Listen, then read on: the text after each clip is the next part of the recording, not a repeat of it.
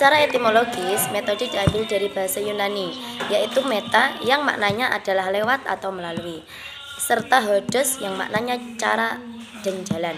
Metode ialah sebuah cara, jalan yang mesti dilalui dalam rangka mencapai sasaran. Dalam bahasa Arab, metode dikenal dengan istilah thoriqah yang berarti langkah-langkah strategis yang harus dipersiapkan untuk melakukan suatu pekerjaan. Sedangkan dalam bahasa Inggris, metode disebut method yang berarti cara dalam bahasa Indonesia. Menurut terminologi atau istilah, para ahli memberikan definisi yang beragam tentang metode. Salah satunya yaitu Ahmad Tafsir mendefinisikan bahwa metode mengajar adalah cara yang paling tepat dan cepat dalam mengajarkan mata pelajaran. Sementara itu, pendidikan dalam arti umum mencangkup segala usaha dan perbuatan dari generasi tua untuk mengalihkan pengalamannya, pengetahuannya, kecakapannya, serta keterampilannya kepada generasi muda untuk memungkinkannya melakukan fungsi hidupnya dalam pergaulan bersama dengan sebaik-baiknya. Sedangkan pendidikan Islam merupakan usaha yang sistematis untuk membentuk manusia-manusia yang bersikap, berpikir, dan bertindak sesuai dengan ketentuan-ketentuan yang digariskan oleh agama Islam untuk keselamatan dan kebahagiaan hidupnya di dunia maupun di akhirat. Dengan demikian, dapat kita katakan bahwa metode pendidikan Islam adalah suatu jalan atau cara untuk mencapai tujuan pendidikan melalui aktivitas dan usaha manusia untuk meningkatkan kepribadiannya dengan jalan membina potensi-potensi pribadi. Yang pertama adalah tafsir ayat Al-Quran tentang metode pendidikan. Yang pertama, Quran Surat Al-Baqarah ayat 231 yang artinya, apabila kamu mentalak istri-istrimu lalu mereka mendekati akhir iddahnya, maka rujukilah mereka dengan cara yang ma'ruf, atau ceraikanlah mereka dengan cara yang ma'ruf pula. Janganlah kamu rujuki mereka untuk memberi kemudorotan, karena dengan demikian kamu menganiaya mereka. Barang siapa berbuat demikian, maka sungguh ia telah berbuat zalim terhadap dirinya sendiri. Dan janganlah kamu jadikan hukum-hukum Allah permainan, dan ingatlah nikmat Allah padamu dan apa yang telah diturunkan Allah kepadamu, yaitu Alkitab dan Al-Hikmah atau As-Sunnah. Allah memberi pengajaran kepadamu dengan apa yang diturunkannya itu, dan bertakwalah kepada Allah, serta ketahuilah bahwasanya Allah Maha mengetahui segala sesuatu. Tafsir Jalalain. Apabila kamu menceraikan istri-istri lalu sampai iddahnya, maksudnya dekat pada berakhirnya iddahnya, maka peganglah mereka.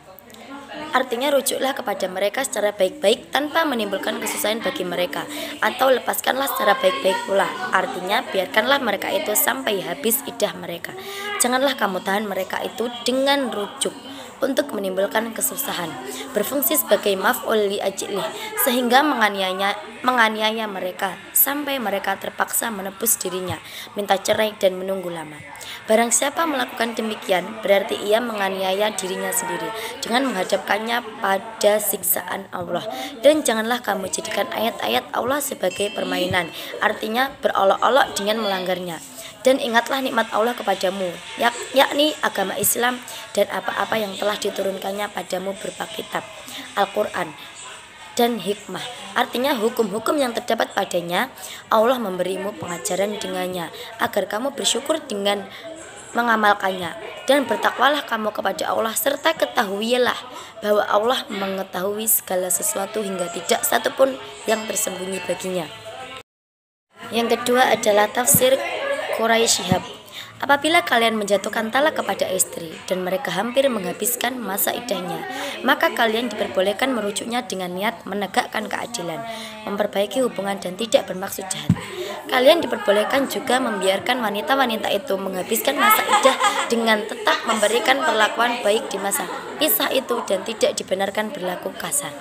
Kalian tidak dibenarkan sama sekali merujuk istri yang telah dijatuhkan talak dengan maksud mengulur-ulur masa iddah dan atau berbuat sesuatu yang membahagiakan wanita.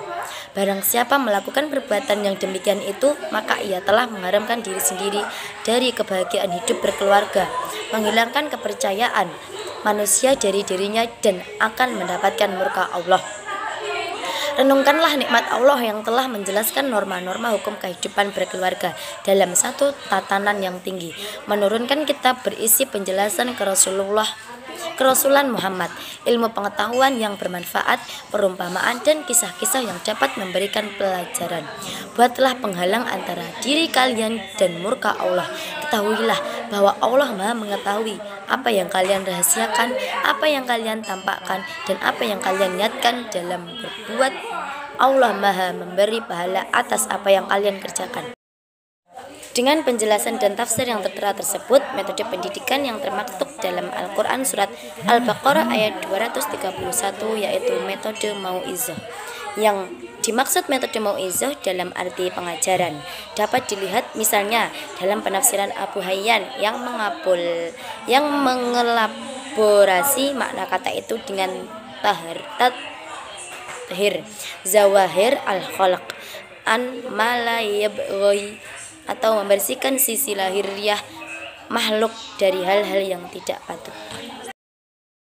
Yang kedua adalah Quran Surat Al-A'raf ayat 175 sampai 178 yang artinya 175. Dan bacakanlah ayat atas mereka berita orang yang kami telah memberikan kepadanya ayat-ayat kami. Kemudian dia melepaskan diri daripada ayat-ayat itu. Lalu dia diikuti oleh syaitan sampai dia tergoda. Maka jadilah dia termasuk orang-orang yang sesat. Ayat 176. Dan kalau kami menghendaki, sesungguhnya kami tinggikan derajatnya dengan ayat-ayat itu. Tetapi dia cenderung kepada dunia dan menurunkan hawa nafsunya yang rendah. Maka perumpamaannya seperti anjing. Jika kamu menghalaunya, diulurkannya lidahnya. Dan jika kamu membiarkannya, dia mengulurkan lidahnya juga. Demikian itulah perumpamaan orang-orang yang mendustakan ayat-ayat kami. Maka ceritakanlah kepada mereka kisah-kisah itu agar mereka berpikir. Ayat 177. Amat buruklah perumpamaan orang-orang yang mendustakan ayat-ayat kami, dan kepada diri mereka sendirilah mereka berbuat zalim. Ayat 178. Barang siapa yang diberikan petunjuk oleh Allah, maka dialah yang mendapat petunjuk, dan barang siapa yang disesatkan Allah, maka merekalah orang-orang yang merugi. Penjelasan ayat 175. Ayat ini menyinggung kisah tentang seorang alim dan cendekia dari Bani Israel bernama Ba'lam Ba'ura. Pada awalnya dia termasuk dalam barisan orang-orang yang beriman dan merupakan salah satu sahabat dekat Nabi Musa alaihissalam. Akan tetapi karena bisikan dan godaan setan yang terus-menerus, akhirnya dia menerima bujuk rayu keluarga kerajaan Fir'aun. Iming-iming hadiah, gemerlapnya dunia, serta kebesaran istana Fir'aun membuatnya lupa daratan dan akhirnya berbalik melawan Nabi Musa alaihissalam dan para pengikutnya. Peristiwa ini disebutkan dalam kitab Taurat Perjalanan Bilangan bab 22. Dari ayat tadi terdapat 3 poin pelajaran yang dapat dipetik. Yang pertama ialah bahaya cinta dunia senantiasa mengancam siapapun, termasuk para ilmuwan dan pemuka agama. Nasib seorang ulama seperti Ba'lam Ba'ura dapat kita jadikan sebagai pelajaran yang berharga agar selalu waspada dari bahaya cinta dunia ini. Yang kedua, kita tidak boleh bersikap sombong atas kelebihan kita, karena sikap sombong akan mengakibatkan kita masuk dalam perangkap. Semakin tinggi kedudukan seseorang, semakin besar pula bahaya kejatuhannya. Yang ketiga, mereka yang memilih berpisah dengan Tuhan berarti telah terpancing bujuk rayu dan jebakan setan. Cinta kepada dunia dapat menyebabkan seseorang sekalipun dia berilmu tinggi menjadi tawanan setan dan tersesat. Ayat 176. Pada ayat ini Allah Subhanahu wa taala mengatakan, sesungguhnya kami ingin meninggikan derajatnya, akan tetapi dia lebih condong kepada dunia yang hina. Padahal kami telah menyediakan jalan baginya untuk terus naik menuju kesempurnaan dan tidak bersedia memisahkan diri dari ikatan materi dan duniawi. Karena itu dia terjebak dalam perangkap setan dan tersesat sehingga apa saja yang sebelumnya dia peroleh menjadi lenyap dan hilang, musnah sama sekali. Kerakusan untuk memperoleh harta dan kedudukan yang lebih besar dan lebih tinggi adalah kerakusan yang bersumber dari kesombongannya. Nabi Muhammad SAW bersabda, meskipun seseorang memiliki ilmu dan pengetahuan yang banyak, namun bila ilmu tidak memberikan petunjuk kepada dirinya, maka ilmu itu akan membuat ia semakin jauh dari Allah Subhanahu wa taala. Dari ayat tadi terdapat 3 poin penting pelajaran yang dapat dipetik. Yang pertama adalah pengetahuan ayat-ayat Allah akan menyebabkan terangkatnya kedudukan dan derajat manusia ke tingkat yang tinggi dan mulia. Dengan syarat ilmunya itu tidak disertai dengan rasa cinta dunia. Yang kedua, bila para ulama agama menjadi pecinta dunia, mereka sangat mungkin akan melakukan kebohongan dan penyelewengan terhadap ayat-ayat ilahi, sehingga mereka menjadi orang yang kufur. Yang ketiga, sejarah para pendahulu harus dijadikan sebagai pelajaran bagi generasi saat ini dan masa yang akan datang. Karena itu, kita tidak boleh mengampang sejarah orang-orang terdahulu. Ayat 177 sampai 178. Dari dua ayat tadi terdapat 3 poin pelajaran yang dapat dipetik. Yang pertama, perbuatan yang zalim adalah menganiaya diri sendiri melalui perbuatan ingkar kepada kebenaran dan menyembah hawa nafsu. Yang kedua, beriman atau kufurnya kita umat manusia tidaklah membahayakan Allah Subhanahu wa taala karena Dia tidak memerlukan sesuatu pun. Sebaliknya, semua makhluk di dunia ini memerlukan kasih sayang Allah. Yang ketiga, ilmu bukanlah jaminan untuk memperoleh keselamatan manusia bila ilmu itu tidak disertai dengan amal perbuatan yang diridhoi Allah Subhanahu wa taala.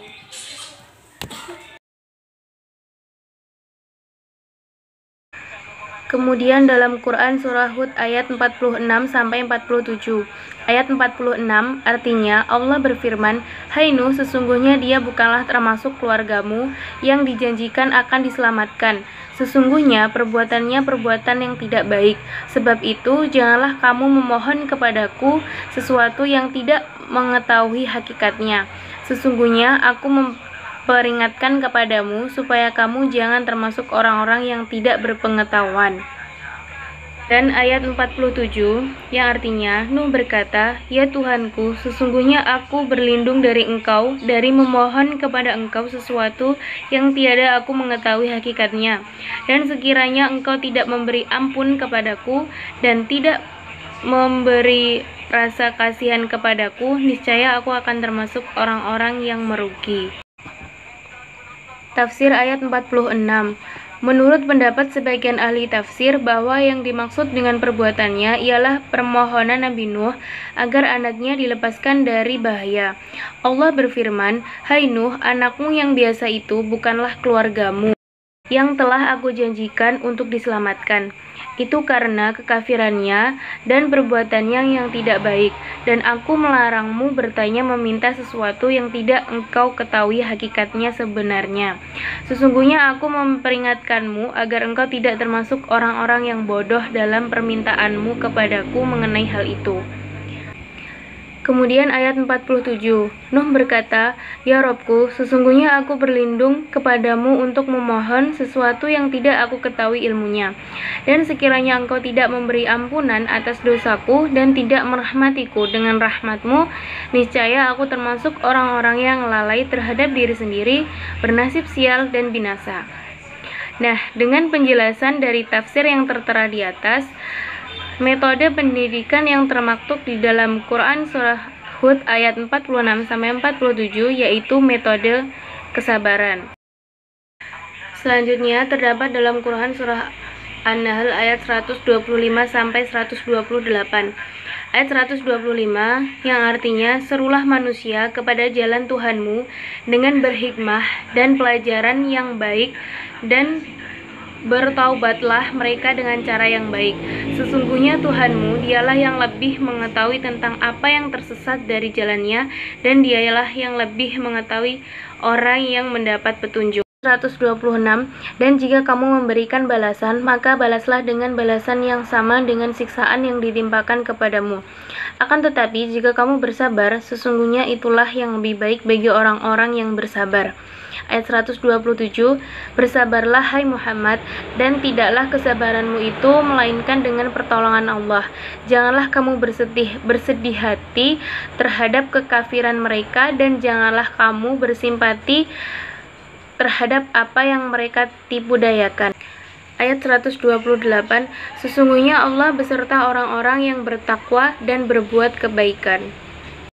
Wahai Nabi, ajaklah manusia meniti jalan kebenaran yang diperintahkan oleh Tuhanmu. Pilihlah jalan dakwah terbaik yang sesuai dengan kondisi manusia. Ajaklah kaum cendekiawan yang memiliki pengetahuan tinggi untuk berdialog dengan kata-kata bijak sesuai dengan tingkat kepandaian mereka terhadap kaum awam, dan ajaklah mereka dengan memberikan nasihat dan perumpamaan yang sesuai dengan taraf mereka, sehingga mereka sampai kepada kebenaran melalui jalan terdekat yang paling cocok untuk mereka. Debat Alkitab yang menganut agama-agama terdahulu dengan logika dan retorika yang halus, melalui perdebatan yang baik, lepas dari kekerasan dan umpatan agar mereka puas dan menerima dengan lapang dada. Itulah metode berdakwah yang benar kepada agama Allah sesuai dengan kecenderungan setiap manusia. Ayat ini dapat dipahami sementara ulama menjelaskan 3 macam metode dakwah yang harus disesuaikan dengan saran dakwah adalah dengan 1. Hikmah, yakni berdialog dengan kata-kata bijak sesuai dengan tingkat kepandaian mereka. 2. Mau'idhah, yakni memberikan nasihat dan perumpamaan yang menyentuh jiwa sesuai dengan taraf pengetahuan mereka yang sederhana. Cara ini untuk berdakwah terhadap kaum awam. Dan yang ketiga adalah jadal atau perdebatan dengan cara yang baik, yaitu dengan logika dan retorika yang halus, lepas dari kekerasan dan umpatan. Kemudian tafsir ayat 126. Dan jika kalian memberikan balasan, maka balaslah dengan balasan yang sama dengan siksaan yang ditimpakan kepada kalian. Akan tetapi, jika kalian bersabar, tidak akan membalas, sesungguhnya itulah bersikap sabar inilah yang lebih baik bagi orang-orang yang sabar. Kemudian Nabi Muhammad SAW membatalkan sumpahnya itu dan membayar kafaratnya. Demikianlah menurut hadis yang telah diriwayatkan oleh Imam Bazar. Tafsir ayat 127, bersabarlah dan tidaklah kesabaranmu itu melainkan dengan pertolongan Allah berkat taufiknya, dan janganlah kamu bersedih hati terhadap kekafiran mereka, terhadap kekafiran orang-orang kafir, jika mereka tidak juga mau beriman, karena kamu menginginkan dengan sangat akan keimanan mereka, dan janganlah kamu bersempit dada terhadap apa yang mereka tipu dayakan. Artinya, janganlah engkau hiraukan tipu muslihat mereka, karena sesungguhnya Akulah yang akan menolongmu dan menghadapi mereka. Kemudian ayat 128, sesungguhnya Tuhanmu selalu menyertai orang-orang yang menjaga diri dari mukanya dengan cara menjauhkan diri dari tangannya dan berbuat baik dengan menaati semua perintahnya. Allah akan memberikan pertolongan pada mereka di dunia dan akan memberikan balasan yang baik di akhirat. Kemudian yang terakhir dalam Quran surah Ar-Rahman ayat 1-4 yang artinya Tuhan yang Maha Pemurah yang telah mengajarkan Al-Quran. Dia menciptakan manusia, mengajarnya pandai berbicara. Ayat 1 Tafsir Al-Misbah. Surah ini dimulai dengan menyebut sifat rahmatnya Allah yang menyeluruh, yaitu Ar-Rahman, yakni Allah yang mencurahkan rahmat kepada seluruh makhluk dalam kehidupan dunia ini, baik manusia atau jin atau yang lainnya. Dalam konteks ayat ini mengandung arti bahwa kaum musyrikin Mekah tidak mengenal siapa Ar-Rahman, dan dimulainya surah ini dengan kata tersebut bertujuan untuk mengundang rasa ingin tahu mereka dengan harapan agar tergugah untuk mengakui nikmat-nikmat dan beriman kepadanya. Di sisi lain, penggunaan kata tersebut diambil menguraikan nikmat dan rahmat. Ayat kedua yaitu dari surah Ar-Rahman terdiri dari 2 kata, yaitu pertama, allama atau mengajarkan, memerlukan 2 objek. Banyak ulama yang menyebutkan objeknya adalah kata al-insan atau manusia yang diisyaratkan oleh ayat tersebut. Tabata'i menambahkan bahwa jin juga termasuk karena surah ini ditujukan kepada manusia dan jin. Pendapat lain berpendapat bahwa bisa saja objek mencakup selain kedua jenis tersebut. Malaikat Jibril menerima dari Allah wahyu-wahyu Al-Quran untuk disampaikan kepada Rasul, termasuk juga yang diajarkannya, karena bagaimana mungkin malaikat itu dapat menyampaikan bahkan mengajarkannya kepada Nabi Muhammad. Kemudian ayat ketiga Tafsir Al-Maraghi. Menurut Ahmad Mustafa Al-Maraghi bahwasannya Allah lah yang telah menciptakan umat manusia ini dan mengajarinya mengungkapkan apa yang terlintas dalam hatinya dan terbetik dalam sanubarinya. Sekiranya tidak demikian, maka Nabi Muhammad takkan dapat mengajarkan Al-Quran kepada umatnya. Dan ayat 4, menurut Hamka menjelaskan pada ayat ini bahwa rahman Allah Subhanahu wa taala kepada manusia tadi lebih sempurna lagi. Karena manusia pun diajarkan oleh Tuhan menyatakan perasaan hatinya dengan kata-kata itulah yang di dalam bahasa Arab yang disebut al-bayan, yaitu menjelaskan, menerangkan apa yang terasa di hati sehingga timbullah bahasa-bahasa.